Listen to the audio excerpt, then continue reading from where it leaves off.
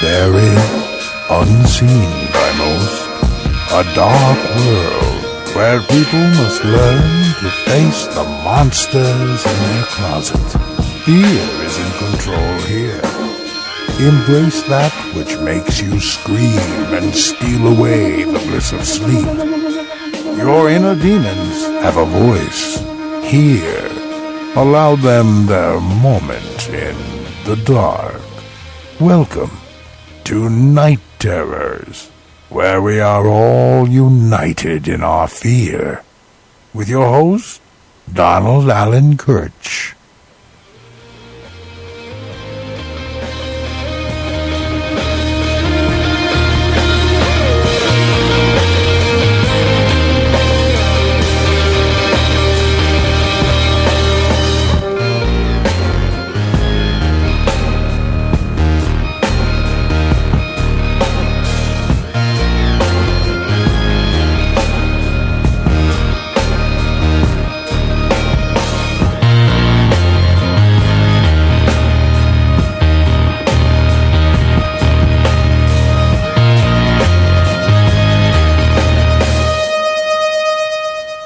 Hello, and welcome to Night Terrors. This is your host, paranormal investigator, author, and sometimes real person, Donald Allen Kirch.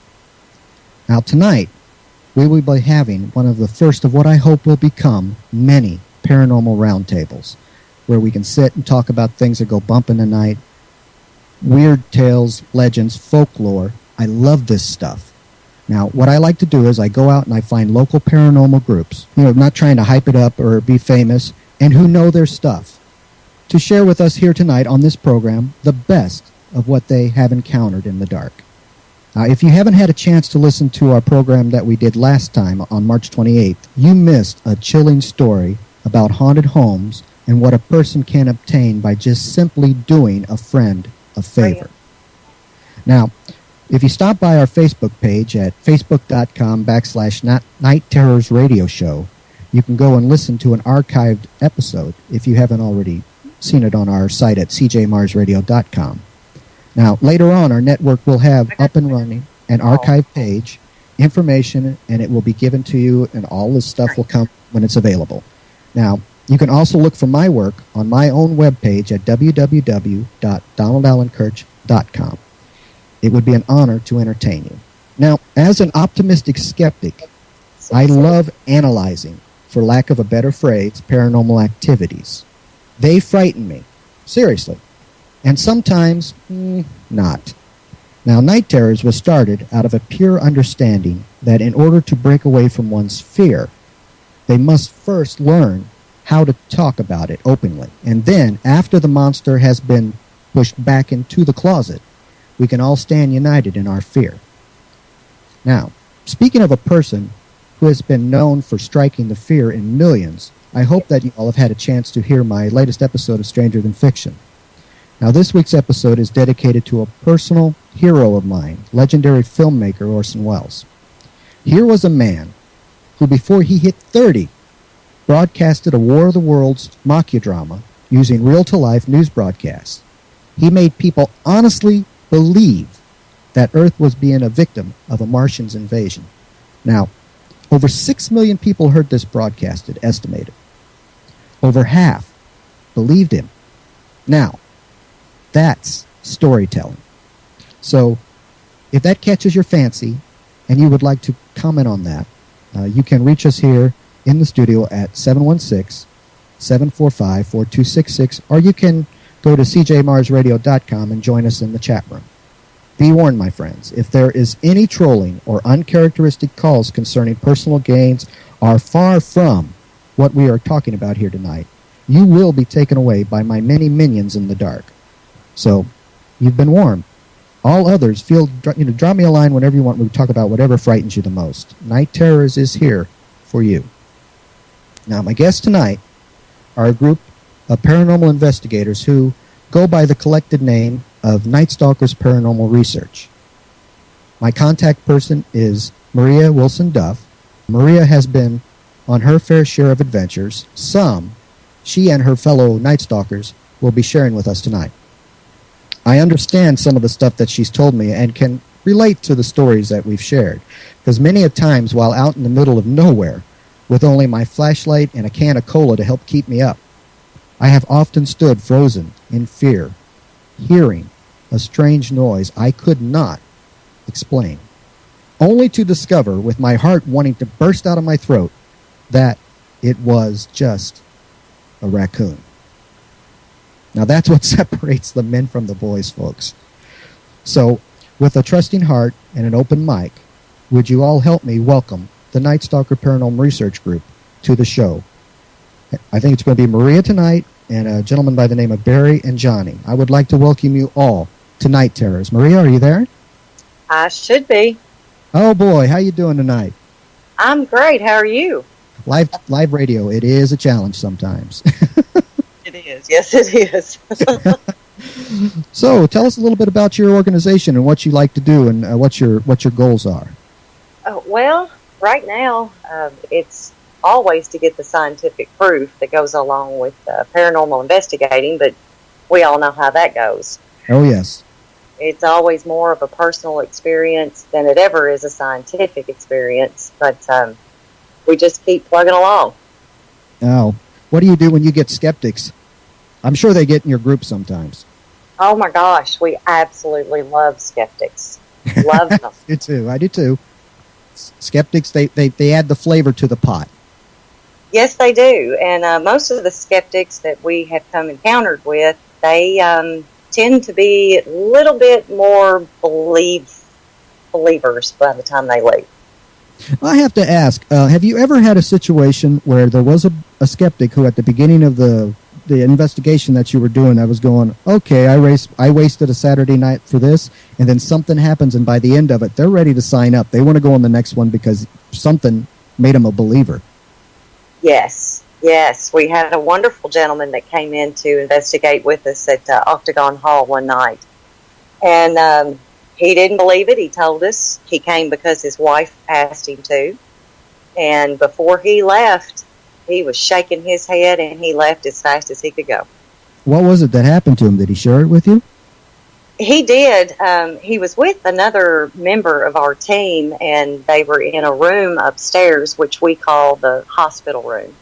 Mm-hmm. And it was him and two other gentlemen and an investigator, and some shadow showed itself on the doorway. Yes. I hate shadow people. Octagon Hall is full of those wonderful shadow people.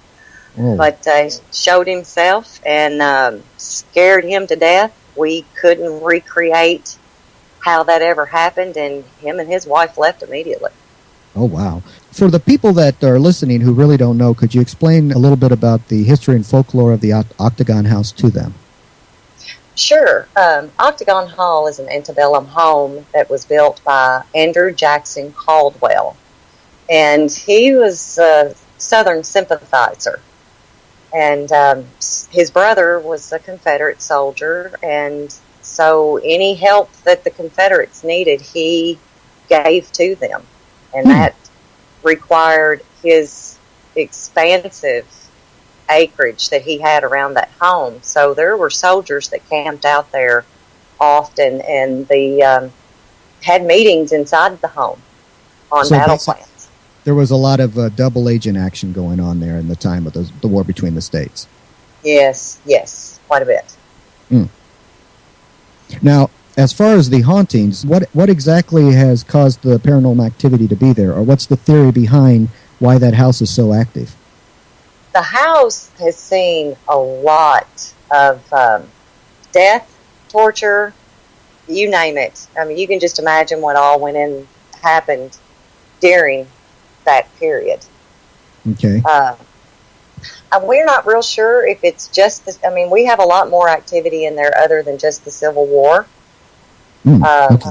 But I believe it's a lot of slave activity, and there has been soldiers seen walking in the fields.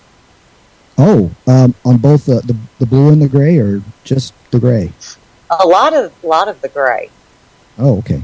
Well, seeing that they were a Southern sympathizer, I can see why they would be magnated toward that.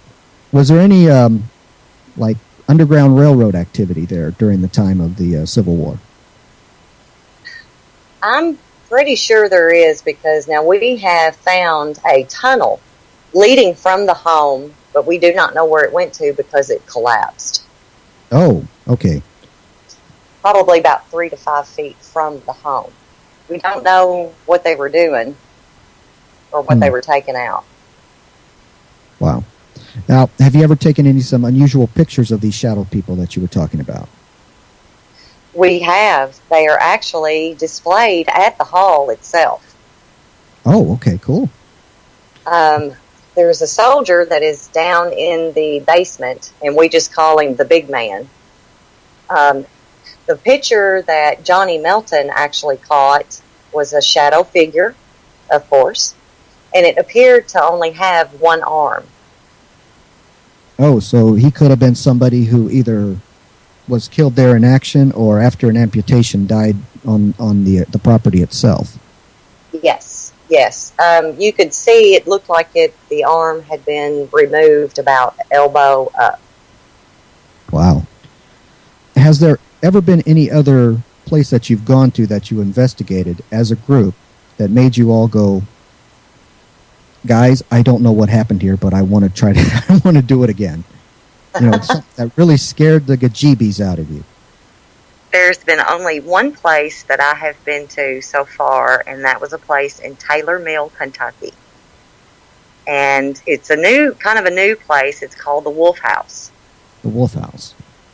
And that was just odd. The minute we walked in the door, there was holy water in both windows in the living room.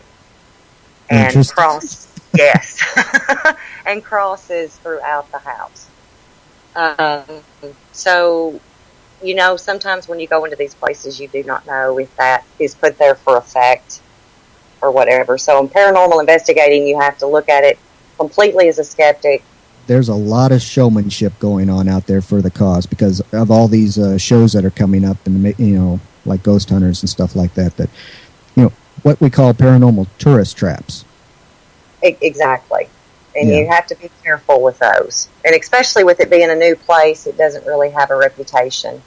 Actually, it was new last year. I think we were the second or third group that went in to investigate it. And that was on Labor Day weekend. Now, what is it that what kind of activity does it have? What's the motivation behind the haunt, so to speak? Well, it had the capabilities of adjusting the air conditioning unit, which is pretty scary on its own, if something is that strong to manipulate that. We would be sitting there running a EVP session, and it just noticed it was just getting really hot in the room. And the temperature would be turned up to 84. Wow. So we would turn it back down. That does come into a characteristic of a haunting because, as I've stated before, ghosts, if they want to manifest themselves, they draw the energy out of the room. So it could be that what they're doing is that they're affecting that, because I would assume that the air conditioner is probably the only thing that's going on when you're there, and it's the only energy, any energy source available. So they're making you uncomfortable by they're trying to get a voice towards you or something like that. Right. They didn't want us there. When something they're trying to make it that uncomfortable, they want you out. Have you ever had a encounter or an investigation that you've done where it turned violent on you, like things were thrown at you, or something was just, like you guys were saying, okay, this is it. We're camping up. We're going down to the Waffle House. We're calling it a night. That has actually happened at Octagon Hall. Really? Yes. 2 of our investigators had gone upstairs, and they were, I guess you could say, they were approaching an entity they thought was in the room, but not for sure, because you could hear footsteps. Yeah. And one of them made the comment, said, I don't really believe you're here. I think you need to do something to show us. And it moved a chair about 6 inches, and it didn't just move it, it threw it. Oh, wow. Did anybody get hurt? Nobody got hurt, no. They were across the room when it happened. I bet it freaked a lot of people out. Yes. They didn't stay in the room for very long. They came back downstairs quickly. Now, is there anything that's in that says that these people that are in the house, because sometimes hauntings they want people to go away. Could it be something that they want you to stay instead of leave? You just don't know if they're trying to get your attention or not. They may want to talk to you, and that's why we do our EVP sessions. Well, have you got anything on EVP? Like, have you picked up any scary voices or stuff like that?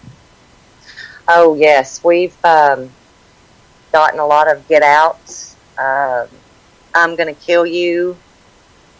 We were on one recent residential investigation where Barry Gaunt had gotten, which one are you going to kill? I'm going to kill the big one. Oh, wow. And I take it that Barry was the big one. Yes, Barry is a very big one. Well, when's he coming? When's he going to be getting on here and talking to us? They're trying to call in right now. I've been kind of distracted, and I apologize because they're text messaging me, and they're just either getting the answering machine or... Don't worry about it. The one thing about being on Night Terrors is that I like the open mic atmosphere, so don't worry about it. We can just talk on from here and see where it goes, see where the ghosts take us. Now, your personal beliefs on ghosts, what are they? I believe that there is something out there that exists, something that's trying to contact us. I don't know if you want to call it a ghost, spirit, an entity. Mm-hmm. People call them by many names, but something will talk to you whenever you ask it questions if it is an intelligent haunting. So I believe that once somebody does pass on, if they want to contact you, they will. One of the things that I like doing when I got skeptics in my group, and like you said, you've had your fair share of them, I ask them a 3-part question. And if they usually say no to any of the 3-part questions, I stop because I know that there's no use going on. So I usually, first question I ask them is, do you believe in God? If they say yes, I go to the second question. I go, okay, do you believe in angels? And if they say yes, I go, okay, if you believe in God and if you believe in angels, how can you not believe in ghosts? Exactly. Yeah, and it's one of those things that we always go through. Now, as a paranormal group, and I've discovered this with other either grassroots or local paranormal groups, have you guys had any like big city or big money groups parabash you? Like they'll send you stuff and you're trying to do an honest investigation, and then someone, well, let's call them the money comes along and tries to push you out of the out of the way, saying, okay, no, your 15 minutes are up, it's my turn. Yeah, it's really hard. We don't get a whole lot of that because we do not put out any evidence out there whatsoever unless we absolutely know that it is a paranormal event. Okay. But a lot of the bashing we've not had to deal with, and what we have had to deal with, we just ignore, because if they want to be an idiot, that's their... Oh, God, I understand that. Has there been any, and I've been a victim of this myself, has there been any time when you've looked at something and you swear up and down that you believe this is a genuine article, but have you guys ever been a victim of a fraud? I have not personally, no. I joined the team about a year after it had been formed. Mm-hmm. And I do not think that anybody has, because we try to be so perfect in what we present to people, which I'm really glad. Have you had anybody that's been in your paranormal group who, maybe threw a rock here or whispered something there or got on your EVPs or something, and you guys all fell for it, but somewhere down the line, this person fussed up maybe about a month, 6 months down the line, okay, guys, that was me? Even if we think that it is something somebody else has said, we are so picky, and it's awful. And there's probably evidence we have thrown out simply because was that somebody who whispered? That's good. That actually, to me, that actually takes more courage to take that and actually throw it away. That if you just got the slightest doubt, that takes more action. More action and courage to do that than it does to just take something that you've studied 7 Ways to Sunday and said this is the genuine article and show to people. Because how many times have you probably looked at that stuff that you put in the we're not going to do pile and say, there could be something there, but I just can't risk it. Right, and I deleted immediately, to tell you the truth. I don't even want to go back and even think. I don't even want to try to present it. My husband is a wonderful prankster, and we only do this to each other in the group. We never, ever do this when we have the public involved. Yeah. But one of our teammates had her digital recorder setting out, and he waited until she left the room, and he snuck in, and he got real close to her recorder, and he said, "I hate your ass," and left. But bless his heart, he couldn't keep from giggling. Oh, that's evil. Yeah, it was. So he didn't say anything to her about it, and when she got to listening to the recorder later, she got all excited about it, let her husband listen to it, and he said, "That was Mr. Stealthy." Said, you can hear him giggling at the end. Wow. Have you ever gone to any of like Hell's Gate or any of the other famous haunted houses that are in your area besides the Octagon House and the Wolf House? I've been to a place in Scottsville. It's the Scottsville Hospital is what they called it, that they had shut down, and it had a psychiatric ward in it. And that was very interesting. That was down in the basement. Anything happened there?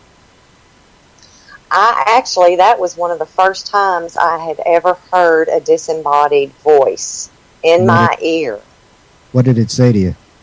Help me. Oh, wow. And that was heartbreaking for me. Ouch. That's what makes that pale white expression and that the calm cold sweats at night get to you. That's when that happens and you realize that there's something more than 1 + 1 = 2. Yes. Okay. Yes. What we're going to do right now, Maria, is that we're going to go ahead and take a little break, and we're going to see if we can get a hold of your 2 friends that are having trouble getting in, and we should be back. So just stay tuned.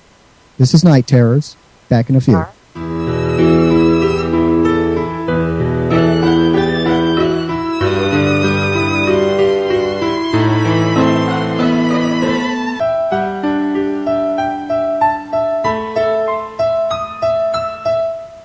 Welcome back to Night Terrors. This is your host, Donald Allen Kirch. I'm here with my guest, Maria, who is a representative of NightStalkers Paranormal Research, one of the paranormal groups of many paranormal roundtables I hope to have in the future, where people can call in and talk about their paranormal experiences and actually why they do this, when they do this, and how they do this. So I'd like for you all to welcome Maria back to the show.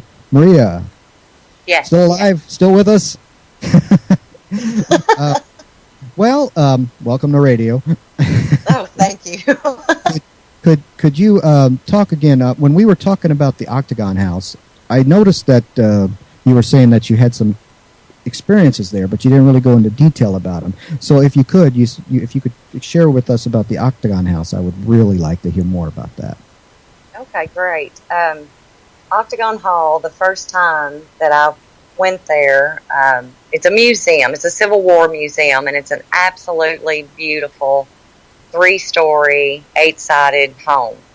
Mm-hmm. And every kind of Civil War relic you can think of is on display there. Okay, cool. So the first time that I went, they have novice hunts, and I was not a member of the team yet, and so I went. And there is the story of a little girl by the name of Mary Elizabeth who died in that house after she played near the fireplace in the winter kitchen, and her dress caught on fire and she burnt to death. So the story is she is still there because she has been said to be caught on an EVP session saying that this is her home. So we were supposedly communicating with her spirit that night and playing ball with her. But she came and stood behind me at one time, I believe. I sincerely believe it was her. And she held on to my elbow. And how I knew an entity was holding on to my elbow was because of it was just bone-chilling cold. Yeah, been there. And yeah, you just can't believe. I mean, it was cool in the house. It was February. Mm-hmm. But to have something that made your bones hurt because it was touching you is just something you have to experience yourself. Did the encounter leave any bruises or any marks when later on, like a couple days later, or anything like that? No, nothing. It was just a tender, like, I'm going to stand behind you, but I'm going to hold on to your elbow type touch. Now, is she the only ghost that's there? She is not. There are the ghosts of slaves, soldiers. I honestly believe that Andrew Caldwell's second wife is a strong presence there. We've actually, I think I don't really know about her. I know that once she moved from that house, she had Andrew Caldwell's body removed from the grounds, and it is buried in a cemetery in Bowling Green, Kentucky. That could just be a simple case that there are some spirits that when they get disenfranchised from their mortal body and the body is moved, they kind of get lost in limbo, so to speak. They don't know, they have nothing to anchor them here anymore because their body has been taken, so they stick with the one thing they know, which would be the house. Yes, that is what they're familiar with, and that's with Mary Elizabeth. She was asked why she stays there, and she says it's because it's her home. Wow. Now, has she been known to, you said she touched you, and has she been known to, attack people or throw things at them or do anything like that that would be considered, like a violent haunting, like a poltergeist or something like that? No. She's a very playful spirit, but she's playful enough that she'll scare the Jesus out of you because... I just love that word. She is just great. We were upstairs doing a session in the hospital room, and she appeared, and Bear and I both saw this. She appeared right in front of his face, bent over, looking at him, and then just completely disappeared. I mean, it was like boom, boom. Did I really see that? Yes, so I did. Like, she kind of just did her own version of a ghost version of Peekaboo. Yes, she did. And she was awesome at it because she followed up with jumping into the wheelchair, and then it moved across the room, and it actually chased one of our investigators across the room. I would have given my hind teeth to be able to see that. What did she look like? She was 12 when she died. When she appeared, it was just this little girl, short, little blondish hair, and kind of curly. And she just... There's a picture of her in her bedroom, what we call her bedroom. Okay. Of course, those 1800 photos, none of them ever smiled. They all looked like they pissed at the world. Well, the shutters back then weren't as instantaneous as they are now, so they had to stand there for 3 to 4 to 6 minutes for the exposure to be done. Some of them were actually put in neck braces so that their head wouldn't move. So you'd be pissed at the world, too, if you were standing there with a clamp on your back of your neck going, okay, take the damn picture already. Exactly. But I think my most frightful experience up there, it's one of those experiences when you go, did that just really happen? Was when those beautiful, wonderful shadow people comes charging across the room at you. Oh. Was it charging at you to be playful like the child, or was it charging at you because you were doing something that was making it angry or something like that?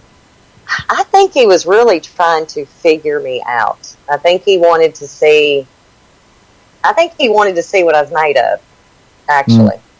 He's the been... same one that attacks people. Well, not doesn't attack them, but just runs them out of the house. Okay, now, has there ever been anybody that has gone there who has been seriously injured by these things? No. Good. The only way you would be seriously injured is if you ran and tripped and fell over something. And they're not going to admit that to anybody that they know. Right. I got this busted nose because I was running away from a girl ghost. Yeah, nobody's ever going to say that. You said that there were some slaves that were that haunt that place. Is there any particular slave that's known in folklore or around the area who is a legend of the house who says, well, something's done, well, Francis must have done it or something like that?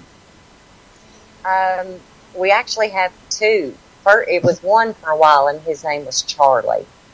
He was Charlie Caldwell. The Caldwells actually thought enough of him to give him their last name. He took care of the horses, anything, the barn, anything that they needed for the soldiers, he took care of it. Okay. The most recent one her name is Julie. And they found her wedding ring last year in the slave cemetery behind the house. Ooh, now, how do they know that it was her wedding ring? Was there like a gravestone that was near the site where they found that ring? She has made herself known and spoken her name to Bear. Oh, okay. During EVP sessions. She wanted him to know that belonged to her. I don't use them myself, but do you guys, when you go to your investigations, is there anyone there that uses the Ouija board or anything like that to try to, That isn't allowed. That isn't allowed. No. I would endorse that. I mean, you shouldn't really use those. I mean, they're evil appliances, but there are people that do those, and when that happens, you get like in the movie Paranormal Activity, a little extra, like an extra guest star coming in, going and saying something. And yeah, we don't want that. We've got enough problems after we opened up the tunnel and the hole in the wall in the front foyer. Now, when you opened up the tunnel, did anything happen out of that? Like, was there anything that, you always see these movies where the people, they open up the Egyptian tomb, and when they're opening up the tomb, you hear this, like some air coming out, but it's like, was there anything in there that, like, seemed like it was trying to bust out? No, thank God. But there is a shadow that continually passes back and forth and will open the door and go into the tunnel and shut it behind it. Yeah, and we've had an EVP session where we've asked it, is it okay that we found the tunnel, and we've gotten responses, no. It doesn't want us in the tunnel and near it, around it, nothing. Wow. Now, when you do your paranormal investigations, do you also do investigations into cryptid zoology or maybe even UFO investigations? I have not personally been on those. Bear has. Matter of fact, he's been part of MUFON for years, and he's really tries to track Bigfoot as much as he can. Now, see, that's always been... that was my first paranormal love, was Bigfoot. When I was a kid, I would go see... there was a lot of documentaries. For some reason, they were in, like, the independent theaters when I was a kid, and I would go see those, like, In Search of Monsters or something like that, and I would... Anytime those were out, I'd go see them. If there was a book, I'd jump on that thing. I'd read it. I'd devour the books. I loved that stuff. I loved the stuff on Bigfoot, the Abominable Snowman, and of course the Loch Ness Monster. Oh yes. Do you remember the movie The Creature from the Black Lagoon? Unfortunately, yes. That scared me when I was a kid. I would not go near a pool for the life of me till I was 13. Now, the people out there, if they've seen this movie, it's ridiculously dated today. But when I was a kid, before I knew about style and stuff like that, I mean, that scared me to death. Do you know, I was so little enough, I laughed at it. Well, I guess what that's God I do in made this was field. what got me was its eyes. They were like big fish eyes and there's water dribbling out of its mouth. Now we know it's all that poor guy inside was doing everything he could to keep from suffocating and stuff like that. Right. But when I was a kid, black and white, a lot of kids nowadays don't appreciate the power of a black and white, presentation. It does leave for the imagination. Well, sure. Look at the movie Psycho. Oh, yes. Yeah. So, but that's like the creature from the Black Lagoon. It looked like a cross between an alien and a lizard person. So there you go. Play on the fears of both kinds of people. Oh, yeah. And then, of course, I loved all the stories that I could ever read about the encounters of the lost Loch Ness Monster and the abominable snowman. And, right going back to Bigfoot. And for everyone that's listening, if you listen to Stranger Than Fiction, the next episode will be about the Patterson Bigfoot tape. There is a lot of controversy about that tape, whether it's real or anything. Now, let me put you on the hot seat, Maria. Do you think that was a real Bigfoot creature that he found, or do you think that was a man in a suit? Being in this field, you would absolutely love for that to be the truth. There's your holy grail. Yes. But there was so much controversy going on with that. It's hard to grasp it and say yes for sure that's what really exists out there. Every time I watch that film, like most of the skeptics out there, like I said, I'm an optimistic skeptic. So when I shoot my volleys across the bow of the ship to throw in my little 2 cents worth of opinion, I'm not doing that to crash or destroy a legend or a myth. I would very much like to be able to look at something like that and say, yes, eureka, Yahtzee, bingo, jackpot, we got it. It's the real thing. But Glimlin, he said that Patterson was too busy filming the Bigfoot at first, that he was concentrating more on filming than he was where he was walking, and he accidentally tripped and fell to his knees. And that's why 95% of the film is all jacked up and bopping up and down and wiggling all over the place, and you're just barely seeing the guy. Well, actually, it was a girl. It was a female Sasquatch. And just as the camera starts to straighten out and show a 4.0 picture, a beautiful picture, that's when the monster turns around and looks and does that famous, what the heck are you looking at look, and then just keeps on walking. To a certain, level of skeptic, they could say that, I can honestly agree. I've been one of those people that have been in a tourist situation where I'm taking pictures or something, and I'm not paying attention to where my feet are going, and disaster has happened. But at the same time, one could say that if it was, for lack of a better word, if it was a cheesy gorilla costume, and he wanted to fudge over that, what better way to do that than to take the camera and run it all over helter-skelter, up and down and shakety-bit? It's just wait till it's just out of range, just enough to where the film technology of the day, when he turns around and looks, will make it look, gave him his, his masterpiece shot. Right. I don't know. I'm just one of those people that I think I would have followed it until it turned around and started chasing me. Well, I have someone in the chat room here that says that they think that it's a real creature. Now, I would love to believe that it is a real creature. In fact, if anyone ever wants to send us some a material on that, I'm all for it. I'll eat that stuff up like cornflakes in the morning when a hungry guy gets up out of bed. But still, when I look at that stuff, when I look at hauntings, when I look at cryptozoology, or when I look at UFO investigations, I'm looking at it in a way that if you can convince me, you can convince anybody. But at the same time, I'm open-minded enough to realize that I ain't the brightest bulb on the planet. So, Well, I tell you what, Bear's got a lot. Bigfoot is real. I'm sorry. There's people, when you look at that, people, yes, you're going to judge it because you weren't there, you didn't see it, you didn't touch it, you didn't smell it, you didn't feel it. Oh, yeah. Everybody's going to have an opinion. Opinions are like mailboxes. Everybody's got one. That was a good way to put it. Yeah, I'm trying to be, there might be some kiddies listening. I mean, right. But one of my favorite stories about Bigfoot was actually it was one of the first things I read when I was a kid. I was reading a biography about, of all people, Teddy Roosevelt. He loved nature and he wanted to preserve it in his own way.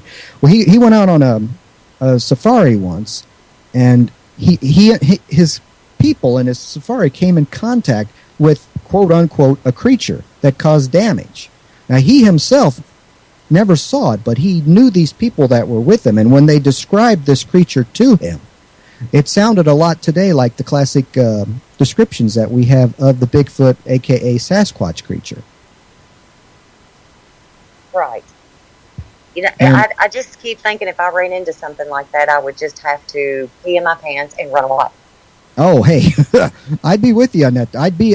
Make me an honorary member of the Pee My Pants Society, because I would be running away from that thing as far as I could, finding a tree, and if I couldn't climb it, I know I'd scratch half the bark off trying.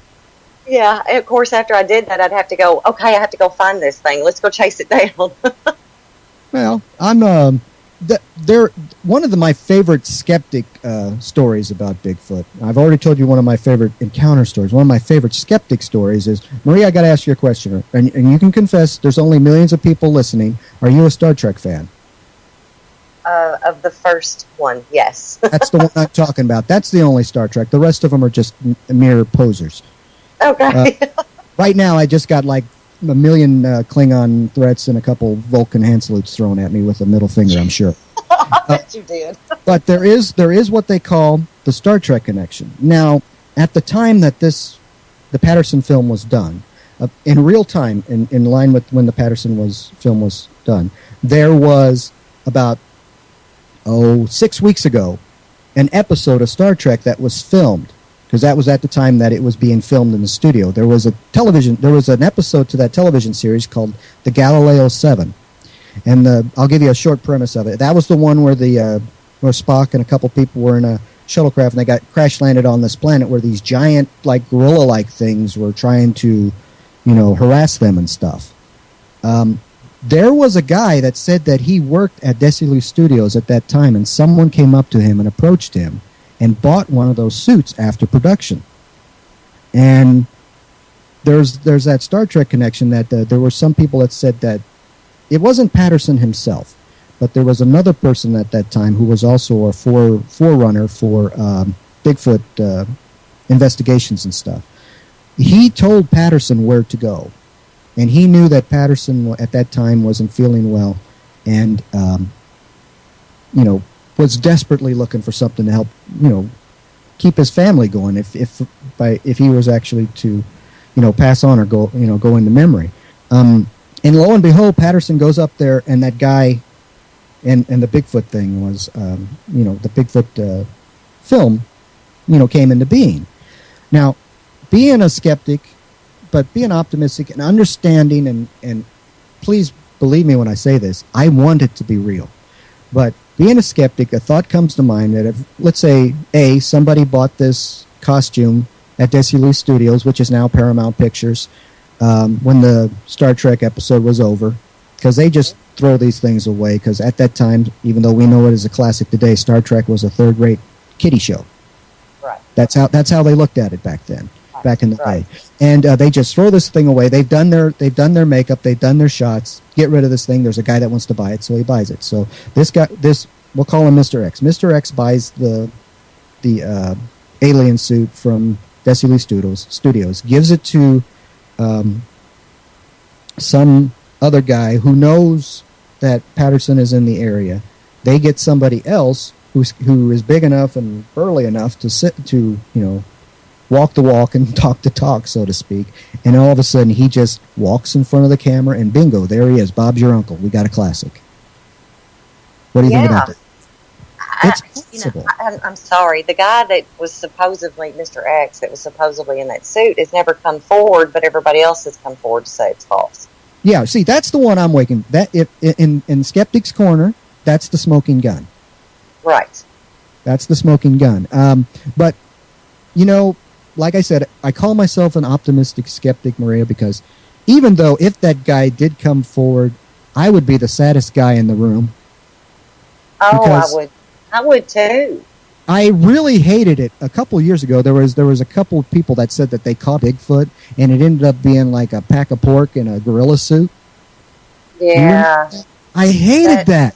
I did too. But even if somebody did catch the real Bigfoot, they would never, I don't think people would believe it. I really don't think they would believe it. Or they'd say that it was like a mutated gorilla or something like that, or it was a hybrid done between, like where somebody was trying to cross-breed I don't know, God forbid, I don't know if it's possible, a bear with a gorilla or something like that. Exactly. I just really think a lot of the scientists would want to disprove that so bad, even if it was real. And they do that today. The footprints. I understand Shaq's got a huge foot. He's a freak. Okay, Shaquille O'Neal, he's just a freak of nature. Which means if we've got one of those, we can have Bigfoot in the woods. And just because you can't find him, you can't find bones, you can't find a dead body, it's nature. Nature takes care of itself. And what you were saying about the big feet, I don't know if you remember. Do you remember those documentaries that I talked so fondly about a little while ago? Yes. There was a guy in one of those documentaries who took combat boots and he bolted to the bottom of the boot these huge wooden feet things that look like flippers, and it's like, and he did that because, you go to the places where the Bigfoot are, I mean, you got to realize local people live around there. That's their home. They don't really like people coming in and going, oh, no, Bigfoot, and I'm from U.S. this and all that. And and then when someone asks them a question, they're going to naturally say, nah, I don't believe in him. And then this guy, he said that.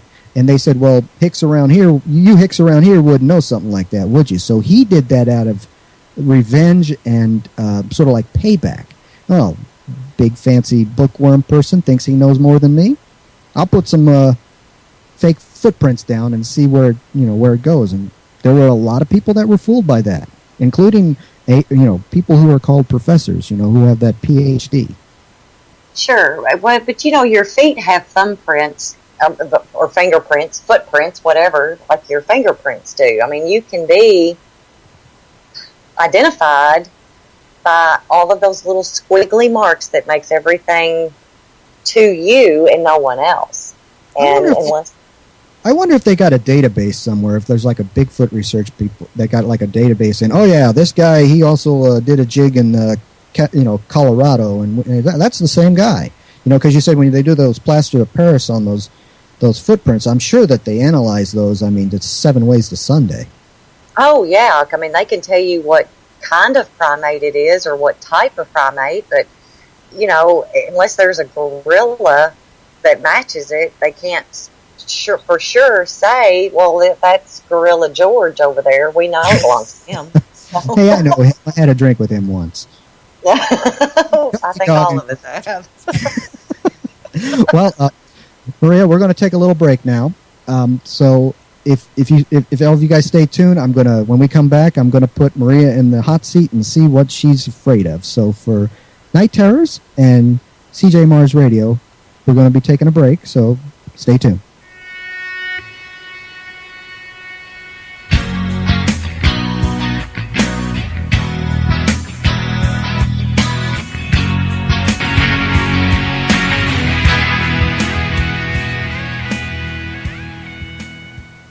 Hello, welcome back to Night Terrors. This is your host, Donald Allen Kirch. I'm here with Maria, who is a representative of NightStalkers Paranormal Research, and we've been talking about everything from ghost to Bigfoot.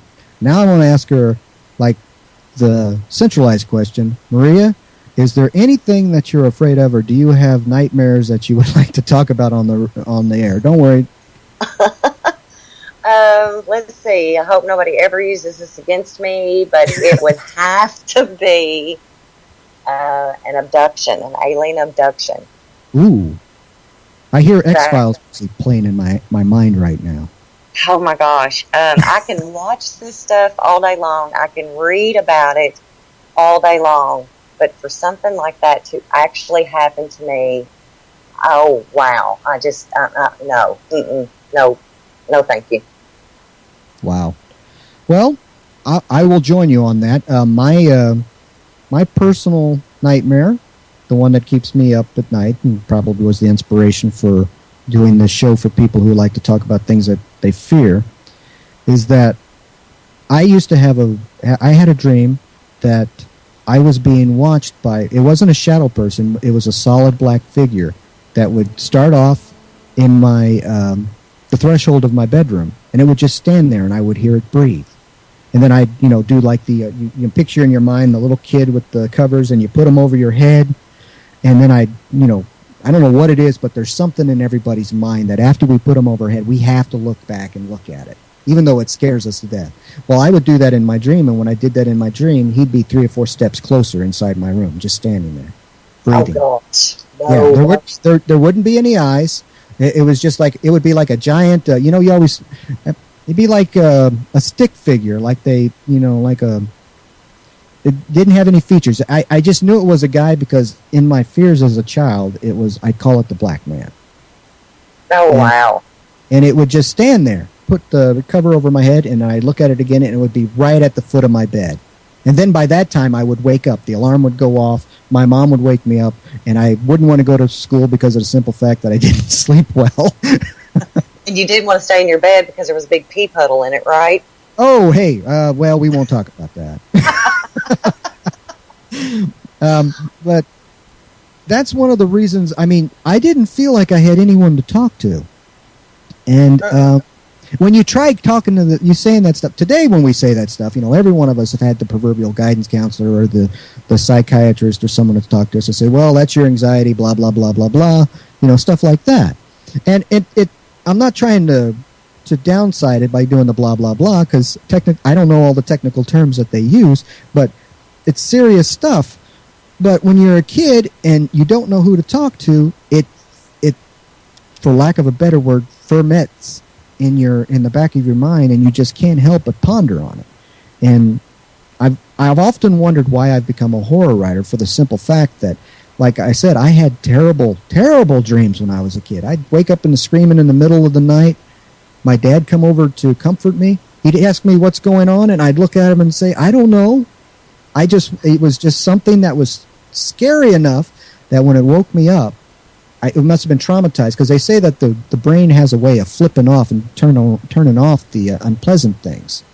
Yes. Conveniently forget them. Yes, and that's probably a good thing. Oh, yeah. And I would, as a humble suggestion, if it's something that you guys haven't thought about doing, I would also investigate, kids that have nightmares, because I'm sure there's going to be something in there. Like, if it's not their imagination going wild or their subconscious trying to warn them about something they're too old to understand yet, there could be a haunting that's going on there. We actually have a residential that we are doing tomorrow night that involves 2 small children and nightmares. Really? Yes. Well, could you share, or is it a confidential thing right now? Well, I mean, I won't tell you who it is or where we're going. I would never ask that. The grandmother actually contacted me first. The daughter is 5, the oldest daughter, and the other granddaughter, is 18 months. Ooh. And the nightmares for the oldest daughter is bad enough that when the mother heard her screaming, she goes into the children won't sleep. They won't sleep in their bedrooms, for number one. But she goes into the room, and the child has left the living room that she was sleeping in, and tried to climb onto the nightstand next to her bedroom window to get out of the house. That's how frightened this child is. Is the bedroom on a second floor, or is it ground level? It's all ground level, but for a 5-year-old, it might as well be 3 feet up, or 3 stories up. It was petrifying for the mother, the child, And one of the things we know it's not just something that follows the children are having nightmares, because when they go to the grandmother's house to spend the night, they sleep all night very peacefully. Is there anything about the house itself that has a history, or is this something that just happened to the family out of the blue? It's really odd, because when the grandmother and the daughter lived next door, so Grandma lived next door. When Grandma moved, this is when it all began. So it's very confusing. Have you ever, when you're talking to these people, do you have like a screening that you go through to see if this is something that you can help them with, or should they seek professional help like a psychiatrist or family counseling or even a priest?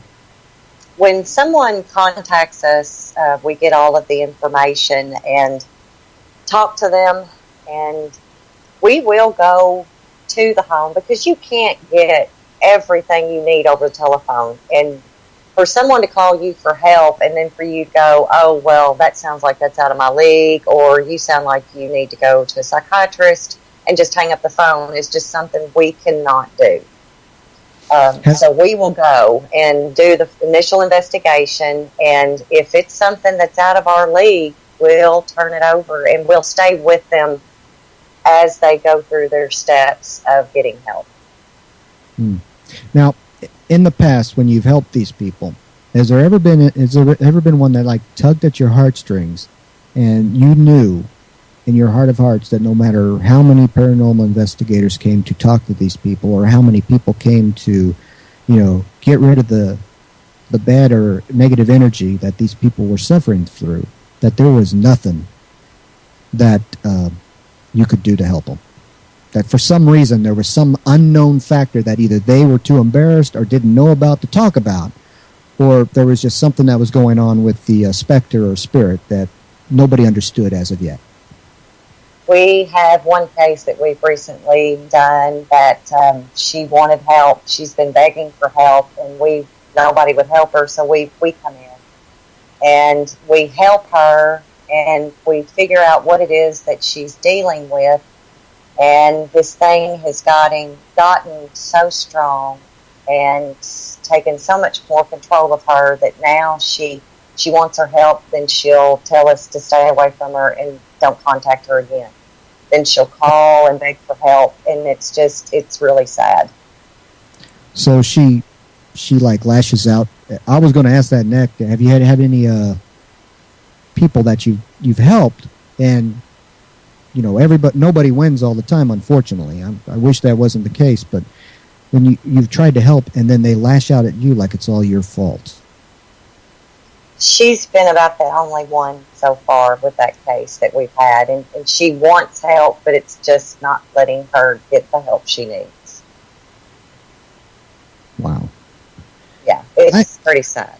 I haven't had anything like that. I've often wondered what would happen if somebody came up to me and earnestly asked for my help, and there was nothing on God's earth that I could do to try to help them. I mean, because everyone, especially when dealing with the paranormal, everyone is going to encounter that one WTF, the one that, like, what the heck was that? Right. I wouldn't know what to do. Honestly, I wouldn't know what to do. I mean, I would do my best to help them, as with the the workaday job skills that I do have. I would help them with that way. I would know who to contact and what would need to be done on the medical and psychological level. But, lack for another word, Jesus, I wouldn't know what to do for someone who needed it on the spiritual level. Right. And that's where you get it. You have clergy that you can contact, and hopefully they do too. And it's a lot of work, and it doesn't happen overnight. When something like that happens to a person, it's a long haul, because it didn't just happen to you. This is something that's been following you for a while and finally got your attention and maybe got control, and it takes a while to get rid of that. Well, I just got a shot in the the chat box from the gentleman that we've been trying to get on this show. Unfortunately, due to technical difficulties, we've had trouble getting him on, and I apologize for the listeners for that, and I apologize to Maria for that. But he said that the lady that you were talking about tried to call him today. Oh, wow. So I guess that she must still be having problems with that. She is, and the sad part is when we did this investigation for her, there is so much stuff that we got that would absolutely scare you to death if you could see the spirit realm in your face. You would have turned and ran. I mean, these are some horrible, mean, and I'll go as far as to say evil entities that are after her. In a nutshell, without getting specific, what are they doing? Are they just like tormenting her, or screaming at her? They'll tell her how beautiful she is and what a delightful wife she is, and then the next time and 2 minutes later, they'll turn around and call her a slut and tell her she's a bitch and she doesn't deserve to be around. Okay, now have they attacked her in any way physically? I believe they have, and I just don't believe she's really owned up to it yet. You know what this reminds me of? The way you're talking like that. Have you ever heard of what they called the entity case? Yes, I have heard of that. Okay, there was a lady. I'm not going to say her name, but there was a lady that was being assaulted by beings that she had there, and so she moved from there and she moved to California. And when she moved to California, she got another house. It wasn't the best house in the world, but while she was there, these same things that were bothering her in Texas bothered her there, but they bothered her more, to the point where she claims that three of them, she called them little demons, 3 of them held her down, and 1 of them sexually assaulted her. That would be your incubus. Yes. And they made it into a movie. I like the book better, but they made it into a movie called The Entity.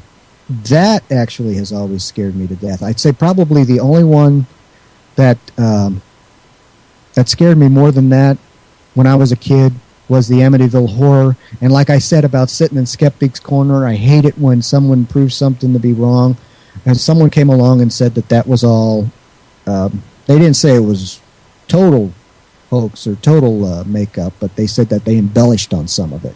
And I just went, in my mind you hear that wah, wah, wah, wah. And it's like, it's like Santa Claus died or something, It's like, I don't praise the evil things that happen in the paranormal. What I do praise is the paranormal itself, for the simple fact that science is wonderful. Don't get me wrong, but science and the skeptics have taken all of the magic, all the mysticism, all of the wonder out of the world and have made it just black and white and ones and zeros.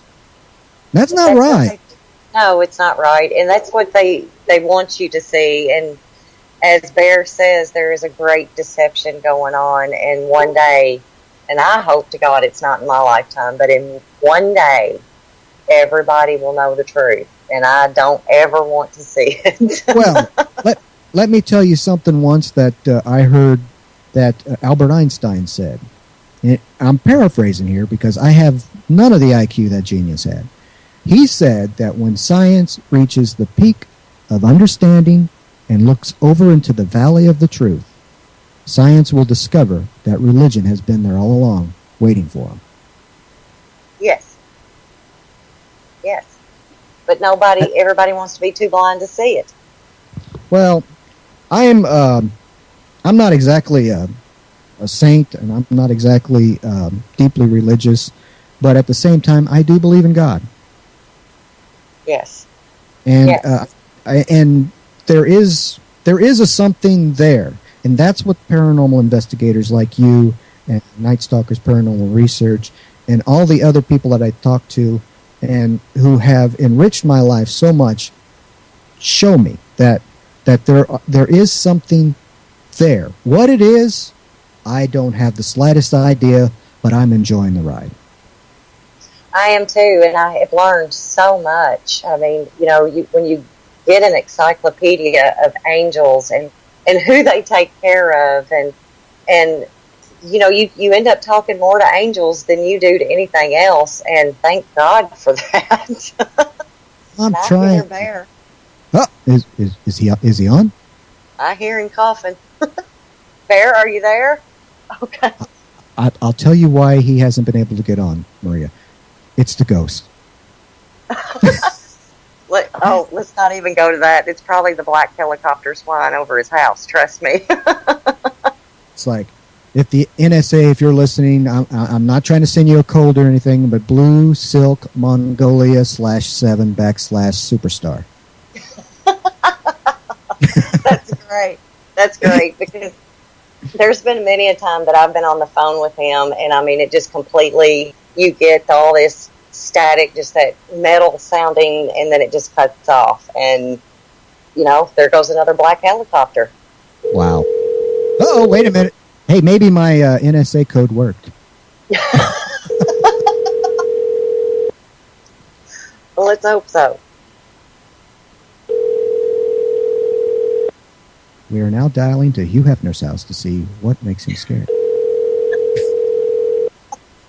Let's do that some night. That would be great. Well, that would be a show. That would be a show. Yeah, it would. Hello. Hey, Barry. This is Johnny. Johnny. Woo! Barry, Johnny. 50% chance. Oh, there you go. Johnny Melton. How are you doing? Sorry, we've been riddled with technical difficulties tonight. Welcome to live radio, my friend. Thank you. Good to be here. Well, for all that's listening on Night Terrors, this is Johnny. And from what I understand, are you the UFO? Well, that's actually Bear. Bear is, he's probably been investigating UFOs as long as there's been UFOs. Okay. Well, Johnny, for the audience that's listening, could you tell us a little bit about yourself so that we can know you a little bit better? Yeah. Well, I'm the founder of NightStalkers Paranormal Research. Been kind of into creepy, crawly things most of my life. Really didn't get really into investigating paranormal until about 5 or 6 years ago, actually. But I have really had an interest my entire life. I had an experience when I was a child.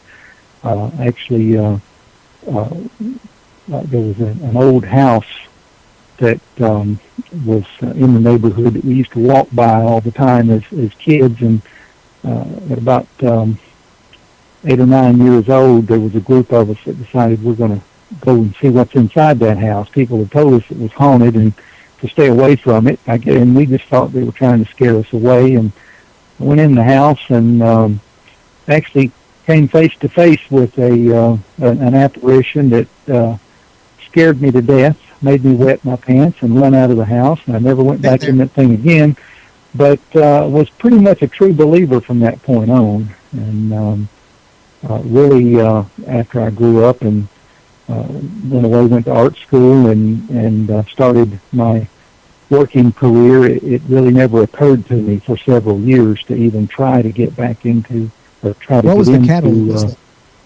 paranormal or whatever. But that was always kind of ate at my mind and always kind of stayed there. But actually, someone else got me kind of hooked on investigating paranormal about 5 or 6 years ago, and been going at it pretty steady ever since. Cool. Maria's told us a few of the stories that she's had with the Octagon House and the Wolf's House and other, weird instances. Was there anything that that you did that actually defined you as a paranormal investigator? Like when you did this, it was like everything from that moment on was changed.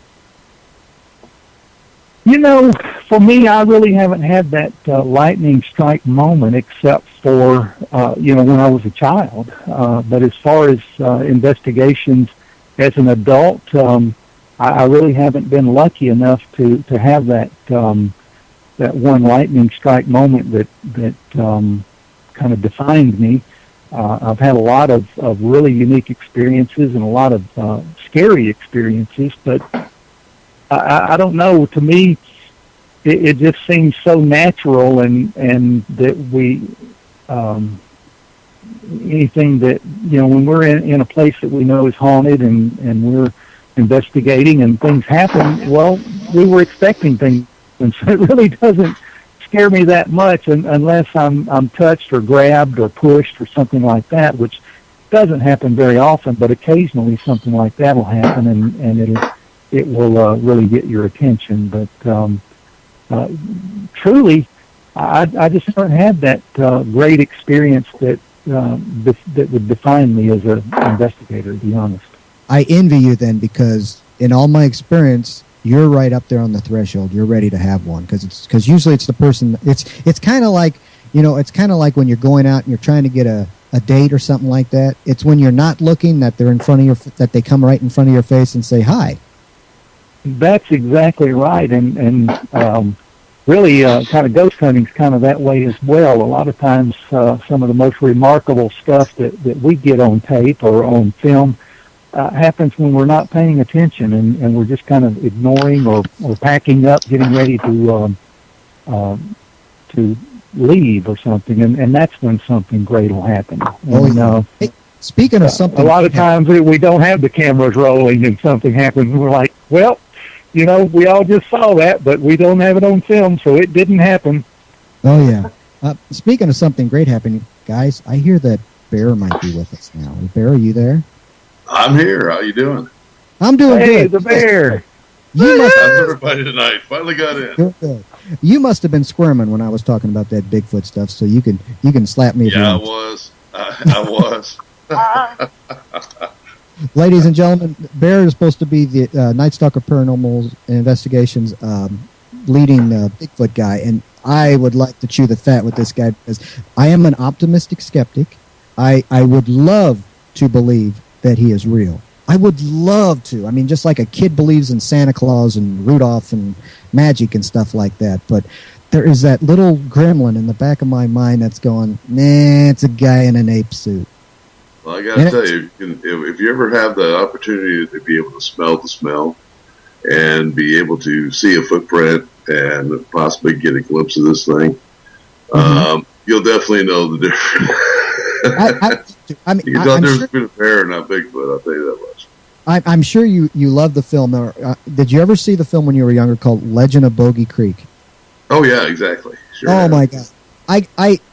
I watched that like with one eye, like, covered between my fingers and stuff like that. Like, I couldn't watch it, without covering my head when I was a kid, because it scared the bejeebies out of me. I mean, that movie scared the crap out of me when I was a kid. Oh, my God. It's like, it was like, all the people out there, if you haven't seen that movie, get it. It's called Legend of Boggy Creek. It will keep you up nights. Yeah, I'll have a new nightmare now, right? What's that? I'll have a new nightmare now, right?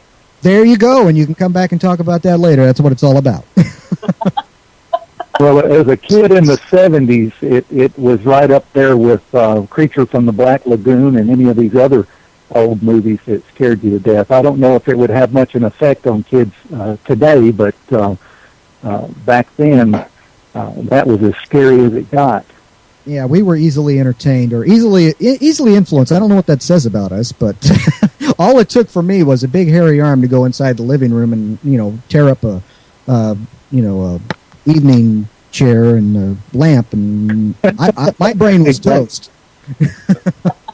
That will do it. Barry, have you had any like, not face to face, but have you had anything that, like, when you went through it, made you go, "Damn, I'm glad I'm near my truck"? I've had a lot of experiences like that, to be truthful with you, and even in hauntings and with Bigfoots, with any kind of crypto. The toughest thing I can actually say to you is that paranormal investigators, the true paranormal investigators out here that are really doing this and doing it on an everyday basis, it's very hazardous. I mean, this is not the type of job. When you get out and you start looking for these. You're doing these hauntings, you're doing these other things. It is serious business, folks, and you can get hurt doing it, because there's a lot of things out here that a lot of people don't understand and don't believe in, but they're out there for sure. Especially when you're following, looking around for these UFOs also. Oh, please, shut. Yeah, we were talking about that. She don't want to hear that right now, but I wouldn't mind hearing that, because I still got that X-Files music playing in the back of my mind. Have you had anything like, have there been signs or crop circles or, God forbid, missing people that you've had to investigate? I have been an investigator for several years. I've been doing paranormal investigations for over 35 years. I've done it. I've done over 200 UFO investigations. I've traveled the country with MUFON. I was a star team manager for MUFON, and also ran their SIP program and their star team program, and chased all the major cases all throughout the country and assigned people to it. Still doing that. Still getting the mat wet, if you will, and trying to get Maria and Johnny all into it. We're trying to cover out every aspect of it and train them with a little bit of what we got. And you don't know I've seen some pretty strange stuff. You don't know how bad I wish that you were local people and I can come over and talk to you, because I've always wanted to go on one of those UFO investigations. Oh, Actually, I'm right there. I do. I don't want to. I'm right there with you. I just can't say enough how fortunate we are to have Bear as a member of our team with all of his great knowledge and experience, and that's one of the things that we've wanted to branch out into is covering UFO cases as well. And now we have Bear, and he's hoping to lead us in that direction. So. Sounds great. Thanks, Johnny. But the thing about it is that we just have a great team. We have the right combination of people. We enjoy being with everybody. We've been together for all this group here. Has been. I think I came in 3 years ago, and we're just having a lot of fun doing what we really know, what we do best. And we have the right group, and that's the key to any successful investigation is having the right people that you blend together with, and people that you can trust, exactly. And go ahead. Has there ever been a case that you guys have had where there was somebody on the team, where it'd be a spiritual investigation, investigation of a cryptoid or UFOs, where that person, for some reason, was like a magnet to all the trouble? Like they were attacked by the ghost, or that's where every time they left, the UFO would come over. Or that would be Bear. Yeah, that would be you. You're the magnet. Yes, he is. Oh my gosh! It seems like it doesn't matter who actually pisses the ghost off; it still goes after Bear. It's amazing. Right. Who are we going to kill? We're going to kill the big one. Yeah. Well, that's why we take him. The rest of us are safe. Exactly. Yeah. They like going after the biggest guy in the room, apparently, just to make a statement, probably. And like once we get him, you're trouble. You got in trouble. Yeah. Right. Yeah. Yeah. For some reason, I always think that they kind of like me, but then there's places I go that they will pick me out of the crowd and just want to torture me.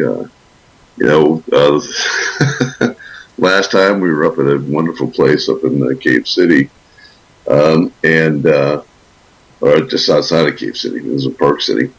And we got Johnny's got a wonderful session going on, and we've got the yes/no boxes in there. It's going nuts. We're getting on recorders. K2 meters are going off all over the place. And all of a sudden it stops. Johnny gets it all cheered up or something, and then it jumps chasing after me and knocks me almost through a wall. Oh, and by the way, here's a new door. Crunch. They're Bear wasn't even in the same room with us where the session was taking place, but it's like you knew immediately when this thing left the room, and then we heard this big thump and thunder rolling, and it was Bear hitting the floor. Wow. Yeah. You weren't born under a bad sign or anything, were you? Well, it might have been the do not enter sign. I don't know. Now that was one investigation that Bear had bruises. What, 3 days after? Oh yeah, yeah. I actually apologize to the guy who was allowing us to hunt this facility. It's a wonderful facility to hunt, but it actually, I thought I broke the door and the wall down. It hit that hard. Wow. I kind of know what that's like. I was forced to make a nosedive, almost make a nosedive down some Victorian stairs in a house that we were investigating in Atchison once. So I I can sympathize with you there. Oh, it's something. Yeah. Bear, what's the one thing about paranormal that you would like the listeners to know? Because we're starting to get toward the end of this. What's the one thing that you would like to have them go away with as far as getting their own research group started? The biggest thing to do is, like we just talked about a little bit, is you want to make sure if you're going to start a research group and you're going to start doing this, make sure your heart's totally into it. Do it from a scientific way. Document everything. It's key. Documentation is the biggest part. And make sure that you have people that are going to work with you and that you have a good team. I mean, some people may be very well in EVPs. Other people may be really good on cameras. Other people may be an excellent researcher. And all these people all together make a wonderful team. Without that, one individual can't carry this team. I can't carry this team. This team has some of the greatest investigators and just wonderful people. And we all do our part, and we all have something to do with it. So surround yourself with good people, because our team, everybody has a different area of expertise, and we all blend together so well, and it's just amazing how well we get along and how well everything works out, because of the fact that everybody has a different area that they like to focus on, and it's all different areas. So we get a lot more ground covered that way. Oh, absolutely. I understand that. How about, I'll ask you a question, Johnny. What is the one thing that, as you're investigating the paranormal, that you've actually come to the conclusion, yep, okay, guys, I confess, that scares the shit out of me? Well, that's an easy one. That one also took place at Octagon Hall. Oh. It's crazy. We talk about Octagon Hall a lot, but we're there so much because it's kind of our home away from home, and we're fortunate enough to be really good friends with Billy Bird, and he just kind of lets us call that place home. So we pretty much have the run of the place anytime we want it, and we volunteer to lead his novice investigations for him, which raises money to keep the doors open. So it's all for a good cause. But at the hall, we were doing an investigation, and I had my back to the foyer where the main entrance in front of the house comes in, and was standing in a darkened doorway. Had my camera in front of me on a tripod, and we had an EVP session going on in the main room. There was a REM pod in the foyer in front of the hole that they had cut in the wall. There was another one in the artifact room, and K2 meters in the main room. Everything was taking out at once. Just I've never seen anything like it, with everything lighting up, meters going off. It was just amazing, and I kept hearing and seeing something behind me moving around, kind of in my peripheral vision, and every time I would turn around, I didn't see anything. But I knew it was back there. It kept moving back and forth behind me, and it was almost like it was agitated because it was pacing. Wow. And all of a sudden, I just got grabbed on my shoulder, just like you would come up kind of behind a friend or something, and you just grab them really hard with your a real stern grip on the shoulder. Yeah. And I literally leaped over my camera and screeched out a few choice words before I realized what I was doing. Immediately was sorry I did it, because everything just completely stopped the second I did that, and that was the end of it. But I wonder what would have happened if I'd have kept my cool and was able to just let it play out. If we would have been able to see, or if it would have done something else, I really don't know. But this wasn't just a light touch or something. It literally grabbed me so hard that I thought it was like trying to pull me backwards, and I wasn't expecting it. Do you remember before the encounter happened? I know it's in the past, but do you remember what you were thinking at the time before that happened? Because that could have influenced it. Well, yeah, I was kind of creeped out, and because, like I said, as long as I was facing forward, in my peripheral vision, I could see something moving behind me. You know how you just kind of... Was there like a breath? Yeah, I could hear it moving, and I could see it. But if I looked around behind me and looked directly at it, I didn't see anything. It's kind of hard to describe, but it's more like shadows. Oh, there. But it was there, and I could literally hear it moving around behind me, and I was getting pretty creeped out, and especially since I would turn around and it wouldn't be there. But then I'd turn back around with my back to it, and again it would be moving around, and so I was getting kind of creeped out more than normal. Yeah. And about the time it grabbed me, I just literally leaped over my camera and probably jumped to the middle of the main room there in one leap. Wow. It was really something to see. He looked like a Heisman Trophy winner. He had his arms straight out. He was moving. The videos are kind of, it has to be R-rated because of the language, though. So, again, it was just so unexpected that I really lost it, and that's the only time I can recall completely losing it. Was that one time. Wow. Maria, was there any other final thoughts that you'd like to have or speak about? Because I'm sure that there are women out there that are interested in the paranormal. They're hearing these guys talk about this stuff. They would like to get involved. Is there anything you would have to say to them, like come on, girls, show them what you're made out of, or something like that? Well, considering the guys usually like to make the women ghost bait. Guilty. Yes.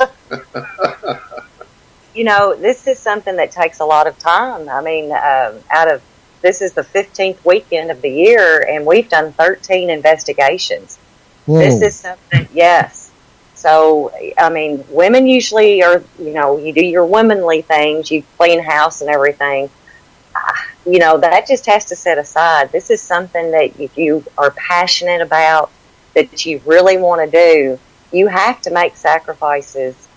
And thank God my family, my husband, bless his heart, he is totally understanding, and I have drug him screaming into this field with me.